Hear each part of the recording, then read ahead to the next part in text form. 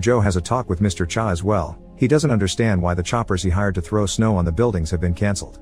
Mr. Cha explains there's strong turbulent wind incoming that won't allow anyone to fly safely, so Mr. Joe makes him call the mayor to ask for special permission to get the choppers anyway.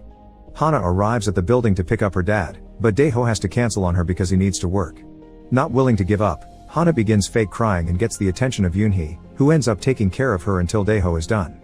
The two of them bond as Yoonhee takes Hana on a tour around the building, occasionally sending updates to Daeho through their phones. Ja is visited by her son, a university student, and she proudly tells him she's asked for 3 months of advance wages to help him with the tuition fees that she'll be paid at the end of the day. Sadly, the son has a night shift, so they can't spend Christmas together.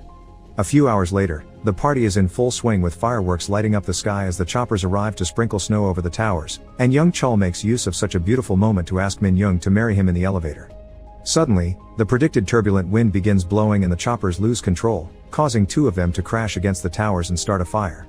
The firemen are immediately alerted of this and get on their trucks to drive to the towers, getting surprised when Young Ki also comes even if it's his free night. On the way, he calls his wife to tell her he'll arrive late, but an apology isn't enough for her not to get upset. People in the towers begin panicking and running everywhere in search of an exit. They ignore the warnings about not using the elevators and overfill one anyway, which soon proves to be a mistake. An explosion occurs under the elevator, and now the heat causes everyone inside to fry and their shoes to melt until the elevator itself explodes too, breaking the windows and expelling people on fire through them.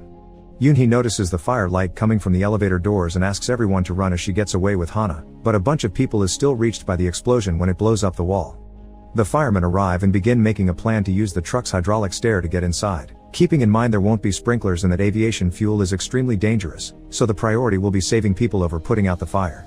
While the team successfully gets inside and reporters begin arriving to cover the news, the victims gather at the